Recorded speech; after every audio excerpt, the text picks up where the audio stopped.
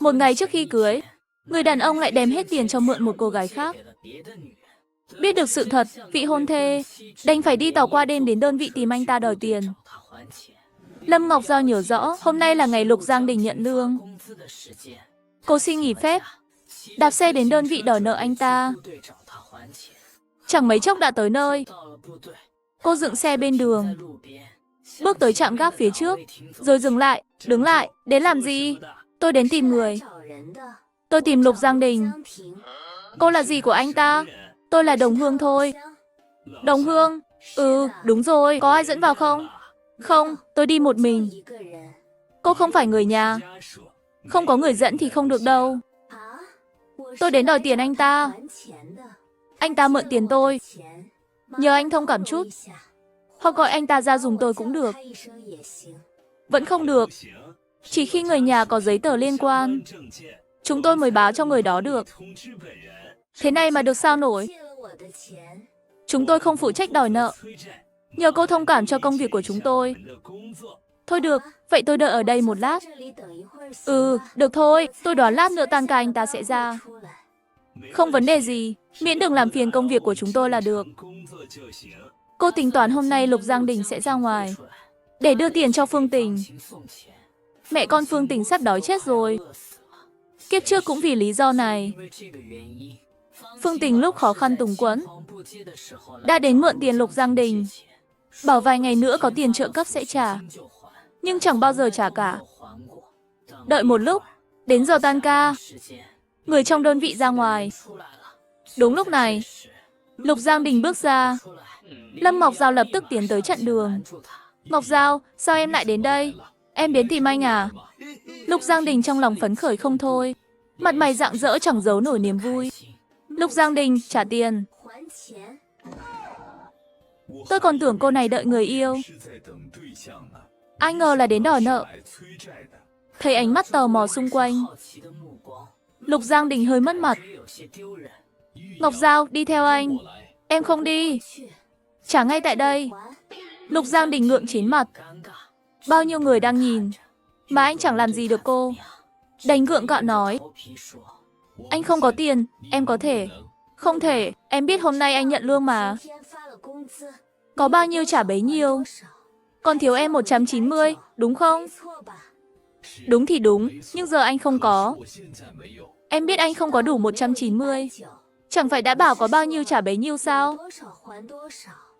Bị bao người nhìn chằm chằm, hôm nay không trả cũng không xong. Nhưng một phần tiền này anh hứa gửi về nhà. Phần nữa phải đưa cho mẹ con Phương Tình. Không thì họ đói chết mất.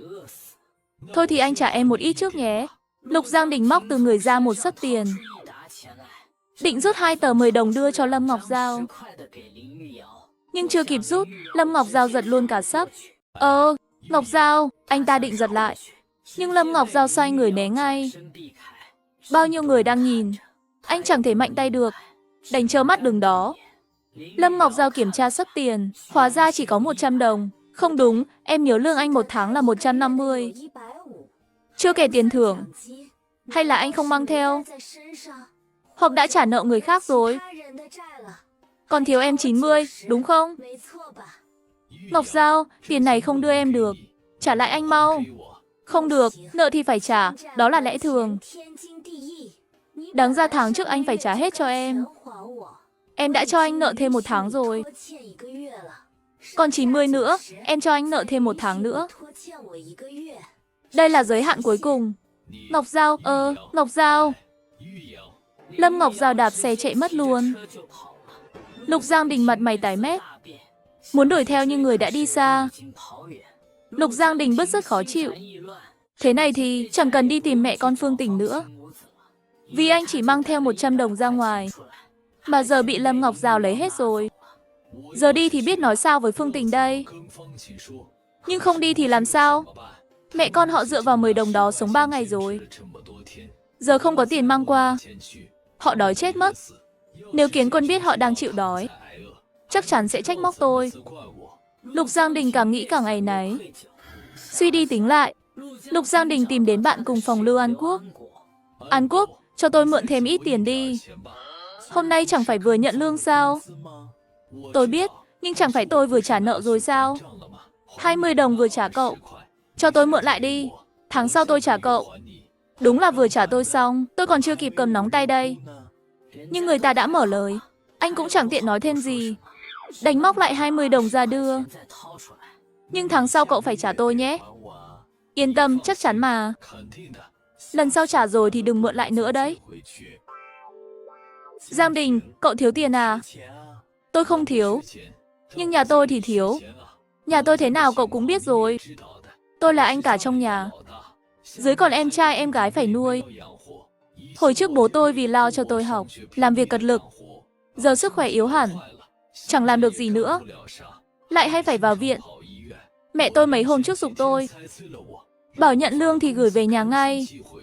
Lục Giang Đình biết nhà Lưu An Quốc cũng chẳng khá giả gì. Đúng là anh em cùng khổ với nhau mà. Cũng tạm ổn thôi. Thật ra, điều kiện của tôi giờ là tốt nhất làng rồi. Bao người trong làng ghen tị với tôi lắm đấy. Cố gắng vài năm nữa. Đợi em trai em gái lớn lên là ổn. Đúng vậy thật. Tôi cũng chỉ cần khổ thêm vài năm. Đợi Thần Thần lớn lên là xong. Cậu còn định nuôi Thần Thần nữa à? Cậu cũng biết Kiến Quân mà. 2 năm trước chuyện ở Lưỡng Sơn. Nếu không nhờ Kiến Quân, người chết chắc là tôi rồi. Tôi không thể bỏ mặc họ được. Tôi thấy thế này. Nếu mẹ con Phương Tình thật sự khó khăn, cậu nên báo lên tổ chức. Nếu mẹ con Phương Tình gặp khó khăn thật, cậu phải báo lên tổ chức đi. Cậu không thể tự mình gánh hết được. Cậu còn cuộc sống của mình nữa chứ. Tổ chức đã bồi thường những gì cần bồi thường. Trợ cấp mỗi tháng đều phát đúng chuẩn. Còn đòi gì nữa? Chút tiền đó chỉ đủ ăn no thôi. Làm sao nuôi nổi thằng bé lớn thế chứ? Trẻ con đi học là một khoản chi không nhỏ. Một quyển sách cũng 2 đồng đấy. Đó mới là mẫu giáo. Cậu đừng nói thế. Có tiền thì tiêu nhiều, không tiền thì tiêu ít. Trợ cấp chắc không tăng thêm được đâu. Nhưng có thể giới thiệu việc làm cho chị ấy mà. Muốn sống tốt thì tự đi kiếm tiền. Không thể dựa mãi vào cậu được. Phương Tình có nói là sẽ đi tìm việc, nhưng phải vài tháng nữa. Vì Thần Thần giờ chưa đi học. Chị ấy định tháng 9, khi Thần Thần đi học rồi mới làm. Không thì để thằng bé ở nhà một mình, chị ấy cũng lo. Thằng bé bao nhiêu tuổi rồi? 5 tuổi. Thế này thì cũng là tuổi nghịch ngợm nhất. Quậy phá kinh khủng. Không ai trông thì đúng là không yên tâm. Vậy cậu giúp họ thêm vài tháng nữa thôi. Đợi chị ấy kiếm được việc là tôi không lo nữa. Lưu An Quốc thấy anh ta cũng khổ tâm thật. Gánh cái đạo nghĩa nặng nề thế này. Rõ ràng có thể sống tốt, mà cứ phải đi vay mượn khắp nơi. Dĩ nhiên, chuyện mạng người mà giải quyết được bằng tiền thì cũng coi như may mắn. Vì có những thứ tiền thôi chẳng đủ đâu. Hesi, khoan, vừa nãy cậu chẳng phải mang 100 đồng ra ngoài sao? Bảo là đưa cho Phương Tình mà. Anh không dám nói là bị Lâm Ngọc Giao giật mất. Vì chuyện lấy tiền sính lễ của Lâm Ngọc Giao đưa Phương Tình. Có hơi mất mặt thật. Tôi mang đi trả chị gái rồi. Cậu còn mượn tiền chị cậu nữa à? Chứ tôi chẳng phải kể cậu rồi sao? Phương Tình cần tiền gấp. Mượn tôi, mà tiền tôi lại cho Phương Tình hết. Nên về quê chẳng có tiền xe. Tôi mượn chị gái. Giờ chị ấy đòi tôi trả. Chị cứ giục suốt. Tôi không có nhà. Chị tìm đến bố mẹ tôi. Làm bố mẹ tôi khổ sở lắm. Chị ruột cậu hả? Dĩ nhiên, chị ruột mà giục gắt thế à? Chẳng giống chị ruột tí nào. Nói chứ, tiền tôi về nhà nuôi em trai em gái. Tôi chưa bao giờ thấy có gì sai cả. Mỗi nhà mỗi cảnh mà. Chị tôi lấy chồng mấy năm rồi. Có cuộc sống riêng của chị ấy. Tôi mượn tiền chị, dĩ nhiên phải trả. Vẫn phải trả thôi. Nhưng giờ cậu đang khó khăn. Chị ấy nên thông cảm cho cậu chút chứ. Càng nói, Lục Giang Đình càng thấy chột dạ. Chẳng muốn tiếp tục chủ đề này nữa. Thôi nào, An Quốc, đừng nói nữa. Cậu cho tôi mượn tiền. Tôi cảm ơn cậu, tôi đi đây. Có gì về rồi nói tiếp. Cầm tiền xong, Lục Giang Đình đi thẳng đến chỗ Phương Tình. Phương Tình biết hôm nay anh sẽ đến. Sớm lấy hơn 2 đồng cuối cùng. Mua rau tươi và 2 lạng thịt. Lát nữa Lục Giang Đình mang tiền qua. Mình sẽ có tiền tiêu rồi. Khi Lục Giang Đình đến, Phương Tình vội chạy ra đón. Giang Đình anh đến rồi. Ừ, đến rồi. Mọi lần Lục Giang Đình đến nhà là đưa tiền ngay lập tức. Nhưng lần này lại không. Phương Tình thấy hơi bất an. Nhưng giờ cũng chẳng tiện hỏi thẳng. Anh ngồi đi, tôi đi nấu cơm. Hôm nay tôi đặc biệt mua thịt ba chỉ anh thích nhất đấy. Ừ, tốt quá. Đến lúc ăn cơm, Lục Giang Đình móc ra 10 đồng. Mặt Phương Tình biến sắc luôn. Sao có 10 đồng thôi vậy? Chẳng phải thỏa thuận 50 đồng sao? Tôi nghe anh nói hôm nay sẽ mang tiền tới. Nên đã lấy hết tiền mua cá ngon thịt ngon. Nhưng khi anh đến, lại chỉ đưa có 10 đồng. Sao có mỗi 10 đồng thế? Chẳng phải nói 50 đồng sao? 10 đồng này tôi mua cái áo còn không đủ. Tôi chỉ còn 10 đồng thôi. Chị cầm tạm đi. Tiêu tiết kiệm chút. Chắc đủ đến khi chị nhận trợ cấp. Nói 50 đồng mà giờ thành 10 đồng. Phương Tình trong lòng buồn bực lắm. Nhưng cũng chẳng tiện nổi cáu. Thần thần đọc xong quyển sách rồi. Tôi hứa sẽ mua cho nó quyển mới. Xem ra phải đợi nhận trợ cấp tháng này thôi. Cũng còn vài ngày nữa. Để vài hôm nữa mua cũng được mà. Để vài hôm nữa mua cũng được mà. Giang Đình, cảm ơn anh nhé. Nếu không có anh, tôi chẳng biết làm sao nữa. Đâu có gì đâu, tôi đã hứa với Kiến Quân sẽ chăm sóc mọi người. Chị tiêu tiết kiệm chút nhé. Có khó khăn gì thì cứ tìm tôi. Mấy ngày nay, Giang Đình anh gặp khó khăn gì à? Không có đâu. Không à? Còn không có gì khó thì anh nói ra đi. Đừng tự mình giữ trong lòng. Anh giúp chúng tôi là tình nghĩa, không giúp là bổn phận. Đừng để mình khó khăn mà không nói ra.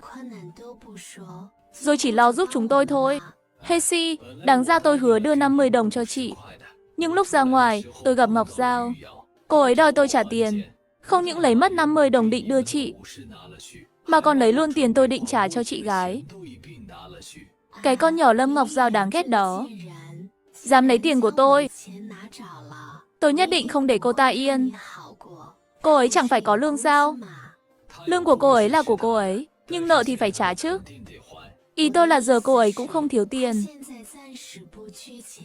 Mấy hôm trước tôi còn nói với cô ấy, vài ngày nữa tôi nhận trợ cấp, sẽ trả lại cô ấy một phần. Tôi không ngờ cô ấy lại tìm anh đòi. Số tiền đó đáng ra không nên đòi anh. Đó là tiền tôi mượn mà. Chị mỗi tháng có 48 đồng trợ cấp. Không ăn không uống thì bao lâu mới trả hết? Thôi, đừng nói mấy chuyện này. Để tôi giúp chị trả vậy. Đây là tôi nợ chị mà. Giờ lại nợ thêm 100 đồng. Không, là 110 đồng mới đúng. Nợ nần ngày càng chồng chất rồi. Giang Đình, tôi chỉ là một người phụ nữ, chẳng có chủ kiến. Cũng chẳng có khả năng gì. Chẳng biết bao giờ mới trả hết được. Cậu, Lục Giang Đình, đưa tôi bao nhiêu tiền?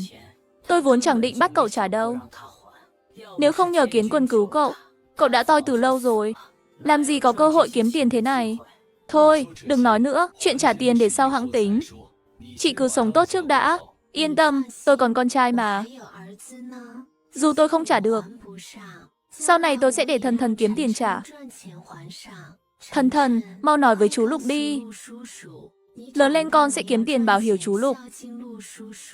Chú Lục, sau này con kiếm được tiền, chắc chắn sẽ báo hiếu chú thật tốt. Lục Giang Đình chẳng để ý trả tiền đã thành báo hiếu. Tốt lắm, càng ngày càng giống bố con rồi. Thần Thần, lớn lên con phải thật xuất sắc như bố nhé. Xuất sắc, con muốn xuất sắc như chú Lục cơ. Mặt Lục Giang Đình cứng đờ ra. Phương Tình vội chữa cháy. Đúng rồi, chú Lục và bố con đều xuất sắc.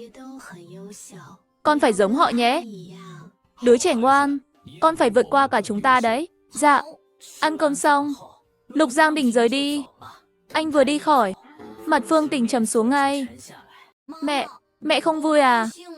Không sao, vừa nãy trông mẹ hơi đáng sợ thôi. Mẹ ơi, cơm ngon mà. Chỉ có 10 đồng. Phải dùng mấy ngày nữa. Thần Thần, mẹ con mình sao khổ thế này hả? Con biết, tại bố con chết sớm. Hại mẹ con mình không có tiền tiêu. Đừng nói thế ngoài kia nhé. Nhất là không để chú Lục nghe được. Nhớ chưa? Nhớ rồi à? Trước mặt chú Lục con không nói đâu. Đứa trẻ ngoan lắm. Chú Lục đã cho mình tiền tiêu. Thì để chú Lục làm bố con nhé. Chú ấy không thích mẹ đâu. Không thích là sao hả mẹ? Trẻ con hỏi lắm làm gì? Con chẳng hiểu đâu. Thì làm chú ấy thích mẹ là được chứ sao? Lục Giang Đình, rồi một ngày tôi sẽ khiến anh cưới tôi. Bên này, lâu ngày không đến. Bà chủ tiệm phó nhạc Di hôm nay ghé qua. Bụng cô hơi nhô lên chút xíu. Trông cô cẩn thận dìu từng bước. Đừng đỡ kỹ thế mà. Đã bảo không sao rồi. Thật là, coi em như người tàn tật. Dĩ nhiên phải cẩn thận chứ. Em mang trong bụng là bảo bối của bố mẹ anh mà. Ồ, thế không phải bảo bối nhà họ Phan của anh à? Cũng đúng, cũng đúng. Là bảo bối của cả hai nhà mình. Mấy ngày nay tôi ít qua đây. Vì đang mang thai, mà trời lại nóng, nên chẳng muốn ra ngoài. Bầu bì là vậy mà. Bà nghỉ ngơi nhiều vào nhé. Có gì cứ gọi điện cho chúng tôi là được. Cửa tiệm sách nhỏ này làm ăn tốt thế. Nhờ công sức của cả ba người đấy. Đó là việc chúng tôi nên làm mà. Tôi ở trong thành phố thấy chán. Định về quê dưỡng thai. Ở quê trước điện thoại không tiện lắm. Nên chuyện tiệm sách này, tôi chẳng quản được nhiều nữa đâu. Dưỡng thai ở quê sợ không tiện bằng thành phố. Nếu sắp sinh, đi bệnh viện cũng phiền lắm. Bà nên cân nhắc kỹ chuyện tái khám nhé. Chẳng có gì bất tiện đâu. Nhà tôi cách thành phố không xa. Mà làng cũng có đường lớn vào tận nơi. Chúng tôi lái xe về đó. Nếu có chuyện gì, đi viện cũng tiện lắm. Chuyện này đã quyết rồi. Vài ngày nữa tôi đi. Hôm nay qua đây chủ yếu là để bàn giao công việc. Chu Tiến, từ ngày tiệm sách mở, cậu đã ở đây. Chuyện trong tiệm cậu rành hơn ai hết. Tôi, mấy ngày tới cậu lo liên lạc với các nhà xuất bản. Làm tốt vai trò quản lý tiệm nhé. Chị Phó, em sợ em không làm được đâu. Không được cũng phải được. Cậu không làm thì hai đứa kia càng không xong. Yên tâm, tôi không để cậu làm không công đâu. Từ tháng sau, mỗi người các cậu được tăng thêm 10 đồng lương. Chu Tiến làm quản lý tạm thời mấy tháng. Tôi cho cậu thêm 20 đồng nữa. Dạ, được đó bà chủ. Bà yên tâm, tôi sẽ cố hết sức làm tốt. Cứ có chuyện gì gấp thì nhất định phải tìm tôi nhé. Phó nhạc Di mang thai. À đúng rồi, Dịch Giao. Cậu đến đây 2 tháng rồi. Thấy quen chưa? Dạ, quen lắm à, tốt lắm. Cố lên nhé. Phó nhạc Di xong công việc rồi đi luôn. Chị Chu, chúc mừng chị nha. Chị làm quản lý rồi. Cũng chỉ tạm thời thôi. Vài tháng nữa bà chủ về. Tôi lại làm nhân viên như cũ. Nhưng vẫn là quản lý mà. 1 tháng thêm 20 đồng đấy. À đúng rồi, chị Chu, chị biết không, sao bà chủ đột nhiên lại về quê chồng dưỡng thai vậy? Không biết đâu, hôm nay tôi mới nghe bà ấy nói. Trong thành phố điều kiện y tế tốt thế, về quê chẳng phải tự làm khó mình sao? Ông bác tôi hồi trước làm thanh niên trí thức ở quê. Về kể 8 đời cũng không muốn xuống nữa. Việc làm mãi không hết mà ăn chẳng no. Quan trọng là muối to bằng nắm tay. Nhìn thôi đã sợ chết khiếp. Cũng không phải mọi vùng quê đều thế đâu. Biết đâu quê bà chủ chẳng khác gì thành phố. Việc nhiều thì đã sao? Nhà họ đâu để bà chủ làm việc chứ? Ban Hồng là rể tới ở rể mà. Chẳng có tiếng nói đâu. Hơn nữa bà chủ đang mang thai. Thế này thì... Cũng đúng nhỉ. Bên kia, Lục bị một cô gái xinh đẹp đuổi đòi nợ. Chuyện này lan đến tai Lưu An Quốc, người cho anh vay tiền trong đơn vị. Lưu An Quốc mặt mày khó coi. Tức đến phát điên. Tôi tin cậu thế mà. Sao cậu lại lừa tôi hả? An Quốc, tôi sai rồi. Tôi cũng hết cách rồi. Bố mẹ cô ấy ngày nào cũng cầm giấy nợ tìm bố mẹ tôi. Bố mẹ tôi già cả rồi. Sức khỏe lại yếu. Cậu bảo tôi không trả thì ai trả? Hê si, thôi bỏ đi. Nhìn cậu cũng khổ lắm. Chuyện này cũng lọt đến tai Phó Hoài Nghĩa. Họ vừa hoàn thành một nhiệm vụ. Hôm qua mới về. Tan ca xong, Phó Hoài Nghĩa đi thẳng đến nhà chị mình. Tính toán giờ Lâm Ngọc Giao sắp tan ca. Anh ghé mắt ra cửa sổ nhìn xuống dưới, như kiểu chờ đợi cả đời vậy, nhìn suốt nửa tiếng. Cuối cùng cũng thấy cô ấy về. Phó Hoài Nghĩa không kìm được tim đập thình thịch, vội vàng vuốt lại tóc tai cho gọn gàng, rồi tiện tay cầm thùng rác nhà mình. Mở cửa ra thì chạm ngay mắt với Lâm Ngọc Giao. Trùng hợp ghê, tôi định xuống đổ rác đây. Cô có rác không? Tôi đổ giúp cô luôn.